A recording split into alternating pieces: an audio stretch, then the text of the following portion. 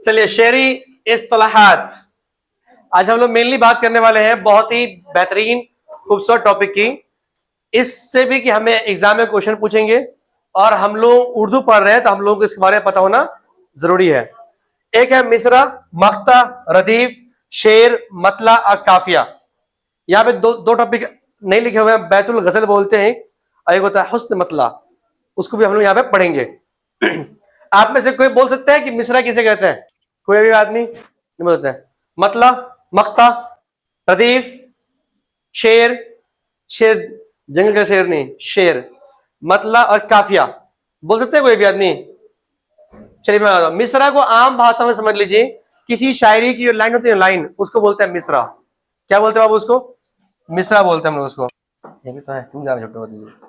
देखिए ये है ना, ये एक लाइन है ना, ये क्या है? एक लाइन है आपके पास, इसको बोलेंगे एक मिसरा। कितना मिसरा? ये एक मिसरा। ये एक मिसरा। अब कितना मिसरा हो गया? दो मिसरा। एक ये मिसरा हुआ हमारा और एक मिसरा ये। आपसे पूछे कि इस गजल के अंदर कितने मिसरे हैं? कितने मिसरे हैं? तो 1 2 3 4 5 6 7 8 9 10, 10 मिसरे। कितने मिसरे? यानी ये मिसरा किसे कहते हैं? शेर के लाइन को, है ना। एक लाइन जो उसको बोलते हैं मिसरा बोलते हैं। एग्जाम में क्वेश्चन पूछा गया बाबू। उसके बाद मिसरों से बनता है शेर। क्या बनता है? जिसे हम लोग शायरी कहते हैं, अशार भी कहते हैं, उसकी जमा है। तो ये तो अब मैं पूछूं आपसे कि इसमें मिसरे कितने? 10 थे। इसके अंदर शेर कितने हैं? शेर किसको बोलेंगे? ये एक शेर हुआ, ये एक शेर हुआ, ये भी एक शेर हुआ, ये भी एक शेर हुआ और ये भी एक। अब बोलो कितने शेर हुए हैं? 5। यानी कि 2 मिसरों से मिलकर क्या बनता है? शेर बनता है ना। शायरी बनता है। शायरी किससे बनेगा? अशार किससे बनेंगे? 2 मिसरों से। तो 2 मिसरों से मिलकर बने मिसरों, 2 मिसरों के क्या बोलेंगे हम लोग? शेर कहेंगे या शायरी बोल सकते हैं, कोई दिक्कत नहीं है। एग्जाम में परिभाषा पूछ चुका है, इसका डिफाइन पूछ चुका है किसे कहते हैं। समझ में आया सबको मिसरा? अगर इसमें देखो, अब उसके बाद हम लोग का टॉपिक क्या था इसके अंदर? मिसरा सिर्फ आई थिंक क्लियर हो गया हो सबको। इसमें लंबा नहीं पढ़ना है हम लोगों को। मिसरा किसे कहेंगे? फिर से बोले एक बार। शायरी के एक लाइन को या एक मिसरा जो उसको मिसरा बोलते हैं। मिसरा, एक शेर में कितने मिसरे होंगे? 2 या 2 से ज्यादा। जरूरी थोड़ी कि सारा शेर 2 लाइन का होगा। कोई कोई शेर 4 लाइन का हो सकता है ना। अब एक कोई शेर होगा 2 लाइन का। जैसे मैंने आप लोगों को कल भी बोला, 10 तो 10 थे दरिया भी न छोड़े हमने, बहरे ज़ुल्मात में दौड़ा दिए घोरे हमने। तो ये कितने लाइन का? 2 लाइन का हुआ। कोई शायरी कितनी? 4 लाइन की होगी कि शमा कहती है खालिक ने बनाया मुझको, मैं जिसके हाथ लगी उसने जलाया मुझको। शमा बेकार है उससे अगर उजाला ना हुआ, हुस्न बेकार है अगर उसे चाहने वाला ना हुआ। है ना। ये कितना लाइन हुआ उसमें? 4 लाइन हुई ना। तो ये शायरी 4 लाइन की हुई। तो 2 या 2 से ज्यादा मिसरे हो सकते हैं शेर के लिए, लेकिन कम से कम कितने मिसरे होने चाहिए? 2। 2 होगा तभी ना मिसरा बनेगा। तो सर आप तो आसान सा है, हम लोग भी जाएंगे 2 लाइन लिख देंगे बन जाएगा शायरी। नहीं, ऐसा नहीं होगा। अब आते हैं हम लोग अगले टॉपिक है। पहले पढ़ेंगे रदीफ काफिया को, तब इस बीच में आएंगे बेचारे पे। काफिया क्या जी? किसी को लग रहा हो सब बोले आफिया, काफिया ही बोले, ठीक है। काफिया। आज भर आप लोगों को फंड की दिक्कत होगी। कल से जैसा आपकी किताब में लिखा हुआ है वैसा ही हुआ वो दिखेगा टेक्स्ट। आज भर थोड़ा सा एडजस्ट कर लीजिए आप लोग, ठीक है। काफिया लग़वी माना होता है इसके पीछे आने वाला। काफिया का रियल मीनिंग क्या होता है? पीछे आने वाला। जो चीज पीछे आता है उसको बोलते हैं हम लोग काफिया। ये अरबी जबान का लफ्ज है। किससे मैं चलूं? अरबी जबान का लफ्ज है। ये बात मैंने आपको फर्स्ट क्लास में ही बोली थी कि दुनिया के अंदर ग्रामर जो कहां से आया है। देखो देखो ये बच्चा, कुरान से आया। कुरान से ग्रामर कहां से आया है? कुरान से आया। कुरान दुनिया के अंदर आई, उसके बाद ग्रामर आया, पहले ग्रामर नहीं आया।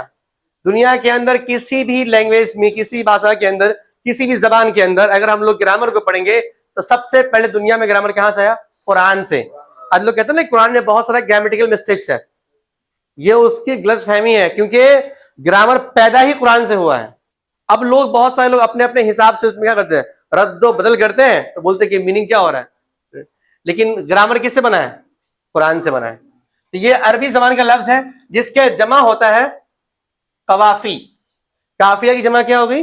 कवाफी। तो अब लोग काफिया काफिया ही लोग बोलते हैं। इस तरह में हम वजन अल्फाज। क्या बाबू? हम वजन अल्फाज। हम वजन अल्फाज। एग्जाम में पूछे काफिया क्या है, काफिया किसे कहते हैं, तो काफिया के लगी माना पिछले पीछे आना है, या बोलते इस्लाम में हम वजन अल्फाज। ऐसे ऐसे लफ्ज जिसे बोलने के बाद लगे एक जैसा है। कैसा लगे? एक जैसा लगे।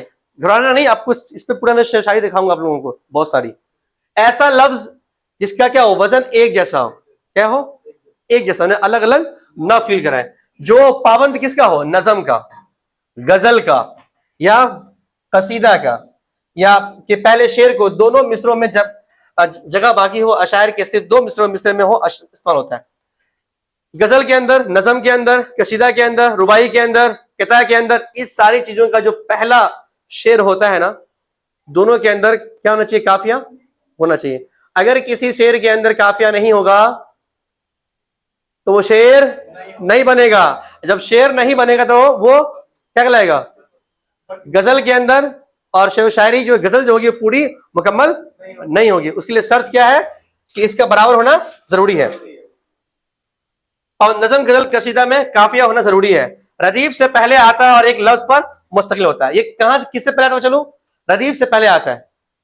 काफिया और रदीफ दोनों एक दूसरे के भाई बहन है। यानी रदीफ के बिना काफिया अधूरा और काफिया के बिना रदीफ अधूरा। दोनों को एक दूसरे की जरूरत है उसके बिना।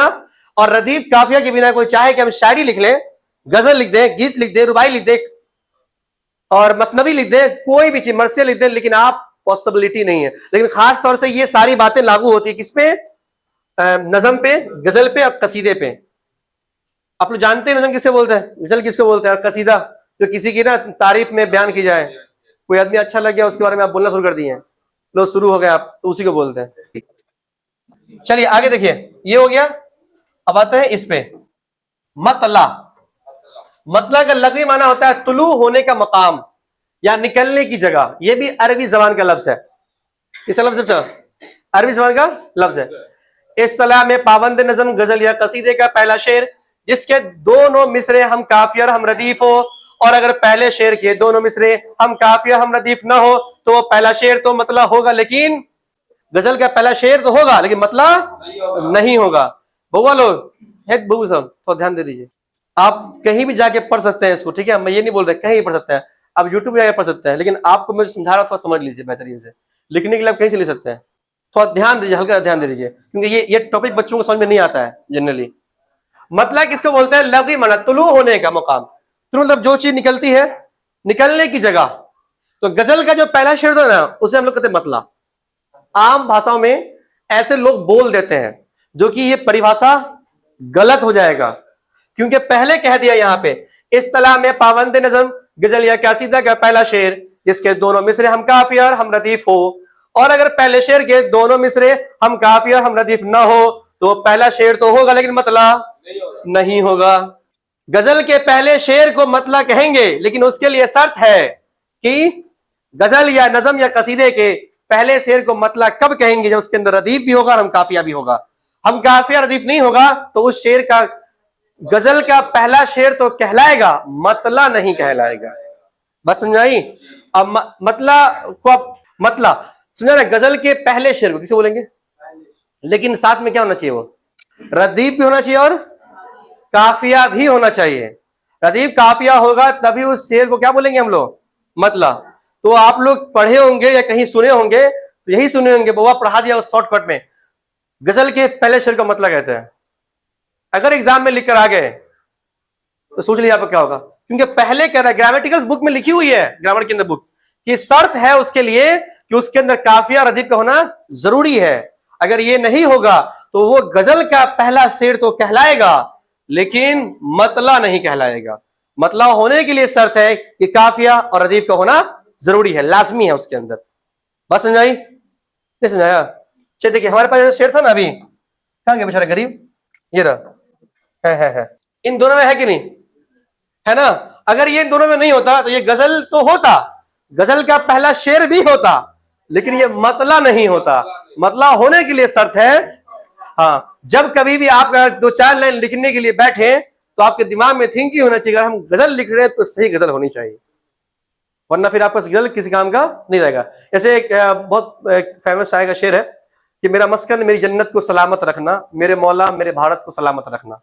सलामत सलामत आया, रखना रखना है कि नहीं आया? तो ये गजल मुकम्मल गजल है, क्योंकि इसके अंदर रदीफ भी है और काफिया है। तो हम कह सकते हैं कि ये जो गजल लिखी गई होगी, ये गजल का पहला शेर मतलब है। हमारे किताब में ये लिखा हुआ है, काश यूं तेरा ना ये आईना दिल होता, साफ होता तो रुख यार के काबिल होता। तो ये इस गजल का मतलब भी है और ये इस गजल का पहला शेर भी है। बस समझाई? पक्का? चलो अब आ जाते हैं मक्ता। मक्ता इसके लगे माना होता है काटना या खत्म करना, एंडिंग पॉइंट पे लाना, क्या ना। ये भी अरबी जबान का लफ्ज है। किसका लफ्ज है ये? रदीफ। रदीफ का लगे माना होता है पिछला सवार। ये भी अरबी जबान का लफ्ज है। किसका लफ्ज है? चलो अरबी जबान का लफ्ज है। जितने भी लगभग लगभग होंगे दुनिया के अंदर, ग्रामर दो ही रास्तों से आई है। एक कुरान के रास्तों से आई है, एक संस्कृत के अंदर जो बहुत सारी धर्मी किताब से है, ऋग्वेद, यजुर्वेद, सामवेद, अथर्ववेद, ये सब बुक्स सब जो है ना ग्रंथों की, इस तरह हम लोग ना तौरेत, इंजील, जबूर, कुरान है ना, उस तरह से भी यजुर्वेद, सामवेद, अथर्ववेद, ऋग्वेद। अगर आपको एक लैंग्वेज ढंग से आ गई, एक लैंग्वेज ढंग से आ गई, उसका पूरा ग्रामर आ गया, तो आपका सभी लैंग्वेजों का, सही भाषाओं का, सभी जबानों का ग्रामर अच्छा हो जाएगा। मेरा बचपन से उर्दू ग्रामर बहुत अच्छा है। मैंने इंग्लिश ग्रामर कहीं पढ़ा वढ़ा नहीं है, पर खुदा का शुक्र है कि ठीक ठाक है, उतना खराब नहीं है। हिंदी भी खुदा का शुक्र है ठीक ठाक है। उर्दू भी थोड़ा थोड़ा ठीक हो गया उस चक्कर में, पहले से ठीक था, थोड़ा और ठीक हो गया। अगर एक जबान, अगर मैं कहूँ आपको, जिस बच्चे की उर्दू या फारसी की बेहतरीन ग्रामर है उसकी, तो उसको इंग्लिश ग्रामर सीखने की जरूरत नहीं है, और हिंदी तो और भी नहीं है, बिल्कुल ही नहीं है, क्योंकि इतना आसान है वो। देखिए इस्तिलाह में बार बार दोहराए जाने वाले ऐसे अल्फाज जो पाबंद किसके हो, बार बार दोहराया जाता हो, उस ऐसे लफ्ज को क्या बोलेंगे हम लोग? रदीफ। और रदीफ कब आएगा? काफिया के बाद। काफिया के बाद आएगा। बस ना, शाराना कलाम में रदीफ का होना जरूरी नहीं है। रदीफ अल्फाज की दाते मुकर्रर नहीं है। अगर कोई इंसान शेर शायरी पढ़ रहा हो, गा रहा हो, तो जरूरी नहीं कि वो हर जगह रदीफ का इस्तेमाल करे, क्योंकि होता है ना कभी कभी गाने के अंदर होता है रिदम, और रिदम बिगड़ेगा तो आदमी गा नहीं पाएगा। तो उस केस में लोग रदीफ को नजरअंदाज कर देते हैं। क्या कहते हैं इसको? नजरअंदाज कर देते हैं। अब इसको पहले समझते हैं हम लोग कि वो असली में सर ये होता कहाँ है। नीचे भी होगा स्लाइड को, देखते हैं। यही हम लोग कल पढ़े थे, काश यूं तेरा ना ये आईना दिल होता, साफ होता तो रुख यार के काबिल होता, है ना। देखिए ये काबिल, दिल, है ना, कामिल, हासिल, साहिल, दाखिल, ये सब एक जैसा लफ्ज है कि नहीं, है ना। तो ये सब क्या बोलेंगे इसको? काफिया। क्या बोलेंगे इसको? और रदीफ क्यों बोलेंगे? होता होता होता होता होता करो सब भी होता होता होता ऐसा लग रहा होता, मतलब लग रहा कि होता होगा, नहीं ऐसा ऐसा फीलिंग आ रहा है, ये नहीं समझ में आ रहा है कि ये होगा। देखो है ना। और ये जो है ये, इसको हम लोग क्या बोलेंगे? चलो ये नहीं हटा, ये देखिए, जब वो आ जा, ये फालतू लगा नहीं। ये देखो ये क्या है? काफिया। और ये क्या है? रदीफ। मैं एक और दिखाता हूँ। और एक बात असली अभी आगे सीखिए आप लोग, काफिया और रदीफ जो होता है ना, वो पहले किसी भी शायरी के, किसी भी गजल के, किसी भी नज्म के, कसीदे के पहले अशायर में रदीफ काफिया तो होना बहुत जरूरी है, लेकिन तीसरे लाइन में होना जरूरी नहीं है, फिर चौथे में होना जरूरी है, पांचवें में होना जरूरी, फिर छठे में होना।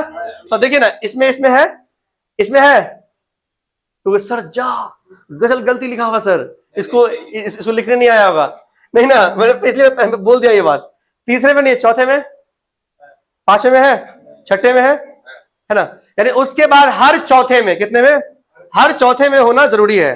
लोग कहते हैं अगर में हर चौथे में किसी का हुआ करे तो उसमें जाया करे, भोज मिलता है। चौथा नहीं, आदमी मरता तो चौथा होता है नहीं तो चौथा उसमें भाई चहारम, आजकल मुसलमानों में होता है चहारम, बड़ी दुख की बात है। 40वां भी होता है मुसलमानों में, दुख की बात है सब। इस्लाम में नई नई चीजों को लाना, पता नहीं लोग क्या करते हैं। तो दुख की बात नहीं है, जो हमारे नबी ने किया आप जबरदस्ती कर रहे हैं, तो क्या कर रहे हैं आप? समझ में आया सबको? अब इसको आप लोग लिखना ही पड़ेगा ना, आप लोग पहले समझा देना पूरा, फिर लिखना आप लोग इकट्ठा। क्या? चलिए इसमें था, देखिए इसमें भी देखिए, हमारा, अरे हमारी नहीं, सितारा, आस्कारा, इशारा, प्यारा, है कि नहीं, या तुम्हारा, है ना। इस अब सब में है लगा हुआ है, ये हो गया हमारा क्या? बात कुछ कभी भी अगर हाथों में कलम मिले और शौक है पढ़ने लिखने का, तो कभी कोशिश करना लिखने का। अब बना सकते हैं, शेर शायरी की बड़ी चीज है, मुंह से जो निकल जाए सब शायरी, बस खाली बोले ढंग से आना चाहिए। एक बड़ा सेलिब्रिटी है, कोई बड़ा आदमी है, वो अपने मुंह से कुछ ही बोल दे, अरे वाह बड़ा आदमी सही बोल रहा होगा, भले कुछ ही बोल दे, वो बोलने का रिदम बेहतरीन रखिए। एक दिन लेके बैठिए लिखने के लिए, कुछ लिखने नहीं आएगा, सेकंड लिखोगे, एक न एक दिन होगा जो आप कुछ ना कुछ लाइन लिख सकते हैं। अरे क्यों नहीं सकते, आप 12th कर रहे हैं, क्या आप आपका दिमाग थिंकिंग इतना नहीं बढ़ा है कि आप कुछ लिख सकते हैं अपने से? तो पढ़ाई थोड़ी कर रहे हैं आप, बस आपको बोर्ड पास करना है, नहीं आपका हो गया। 12th तक आदमी का पेन नहीं चलेगा, अपनी सोच आगे नहीं बढ़ेगी तो कब बढ़ेगी? इस तला में पाबंद नज़म गजल और कसीदा का वो आखिरी शेर जिसमें शायर अपना तखल्लुस इस्तेमाल करें। अगर आखिरी शेर में तखल्लुस ना हो तो उसे मक्ता नहीं कहेंगे बल्कि आखिरी शेर कहेंगे। झंझट खत्म कर दिया एक बार में ही। मतला में कहा कि गजल के पहले शेर को मतला कहेंगे, बशर्त है कि उसके अंदर काफिया और रदीफ का होना लाजमी है।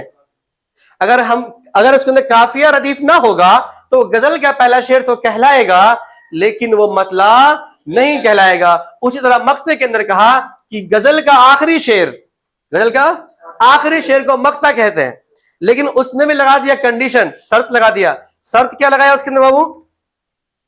कि वो उसके अपने नाम का इस्तेमाल करता हो, तखल्लुस। क्या करता हो? तखल्लुस, या नाम बोल सकते हैं आप, यानी अपना नाम इस्तेमाल कर, जो उसको मिला ना, ऐसे हम लोग पढ़े ना अभी, से जाफरी था, साहिल लुधियानवी था ना, वैसे नाम से जुड़ा हो तखल्लुस। अगर इससे मतलब इसके आप शेर बोल सकते हैं, बहुत सारा शेर बोल सकते हैं, मुझे ध्यान में उतना नहीं आ रहा शेर शायरी, हम शायर थोड़ी है, शेर शायरी आएगा। जैसे आप लोगों ने फौजी ने शेर बोला था कि कोशिश है इंसानों की तेरी दीवार से ऊंची मेरी दीवार बने, शान शौकत के लिए परेशान रहमतुल्लाह, मेरी तमन्ना है कि तुम्हारा किरदार बने। तो जब शायर अपना शेर का नाम इस्तेमाल करता है ना, तो उसको हम लोग क्या बोलते हैं? मक्ता बोलते हैं ना, तखल्लुस नहीं बोलते हैं, मक्ता कहते रहे। हौसला हम जवान रखते हैं, मर्तबा अली शान रखते हैं, दिल में है वतन की यादगार, हम अपने हथेली पे हम अपनी जान रखते हैं, है ना। तो ये तो अगर किसी गजल का शेर तो हो सकता है, पर ये ना तो ये मतला होगा और ना तो ये मक्ता होगा। बस नया फिर से बोल रहा हूं, बताइए मिसरा किसे कहेंगे? एक जुमले को मिसरा कहते हैं, एकदम कोई झंझट नहीं हो। एक लाइन को बोलते हैं, लाइन को जुमला बोलते हैं हम लोग, वाक्य बोलते हैं, इंग्लिश में सेंटेंस बोलते हैं, ये ना बोलते हैं इंग्लिश हिंदी में, सही सही बोले ना हम, सेंटेंस, और सेंटेंस ही होता है ना। मुझे अंग्रेजी नहीं पता इसलिए पूछा तुम मुझसे। एक मिसरा को यानी एक जुमले को मिसरा कहते हैं। दो या दो से ज्यादा मिसरे से क्या बनेंगे? शेर बनेंगे। अब दो या दो से ज्यादा शेर में क्या बनेगा? गजल बनेगा, गीत बनेगा, नज़म बनेगा, कसीदा बनेगा, ये ना बनेगा, नात बनेगा, हमद बनेगा, मरसिया बनेगा, मसनी बनेगा, रुबाई बनेगा, किताब बनेगा, बहुत बनेगा, और भी कुछ बन सकता है। वगैरह वगैरह, उर्दू में क्या बोलते हैं? वगैरह वगैरह बोलते हैं उसको, हाँ वगैरह वगैरह। और देखो उसके बाद क्या था? रदीफ। रदीफ किसे बोलते हैं? आसान तरीके में समझ सकते हैं, रदीफ कब आता है? काफिया के बाद आता कि नहीं आता? काफिया के बाद। काफिया किसे कहते हैं? हम वजन अल्फाज को बोलते हैं, जो लफ्ज दोनों शेर के अंदर वजनी सवाल हम सेम हो, है ना। कोई मतलब से बचपन में कहते थे मिलेंगे शबाब में, जब आया सवाब तो बैठे नकाब में। तो देखो शबाब और नकाब, है ना, ये हुआ कि नहीं हुआ? बस नहीं, ये उतना शायरी सोचना थोड़ी पड़ता है, कहां से लाएंगे, इंसाने तो हैं। चलिए एक पढ़ना है हम लोग को, हुस्न मतला। क्या पढ़ना है? चलो हुस्न मतला। एग्जाम में नहीं पूछेगा, एग्जाम में नहीं पूछेगा, इसलिए मैंने इसका लिखा भी नहीं, चर्चा नहीं किया है, बट ये आपको पता होना चाहिए हुस्न मतला किसे कहते हैं। ये पूरी एक गजल है। क्या ये पूरी गजल है? इस गजल में एक शेर ऐसा होता है जो इंसान के दिल को जाकर छूता है। हर गजल में ना पूरी गजल अच्छी नहीं लगती है, लेकिन एक शेर ऐसा होता है, हाँ, जो लगता है दिल में। बताइए इसमें ऐसा कौन सा शेर है जो आपको लगता है काफी अच्छा लग रहा है आपको? कौन शेर? कोई एक हो ना, कौन सा बताइए? मुझे पता कौन अच्छा लग रहा है, मैं बताऊं? मुस्तरी अपना तो वो माहे समझता मुझको, मैं भी यूसुफ के खरीदारों में दाखिल होता। मेरे हिसाब से, आपके हिसाब से हो सकता है कि किसी को पसंद हो, तर्क लज्जात की लज्जत न हुई हमको नसीब, ये मजाकास हमारे तय हासिल होता। तो जो शेर एक गजल में, एक नज़म में आपको सबसे खूबसूरत लगे, उसने बोलते हैं हुस्न मतला। क्या बोलते हैं उसको? हुस्न मतला। एग्जाम में नहीं पूछता कभी, हुस्न मतला क्या बोलेंगे उसको हम लोग? हुस्न मतला। और एक होता है हम काफिया, जो कि हर शायरी गजल में पॉसिबिलिटी नहीं है उसकी, वो होता भी नहीं है। चलिए फटाफट लिखिए आप लोग।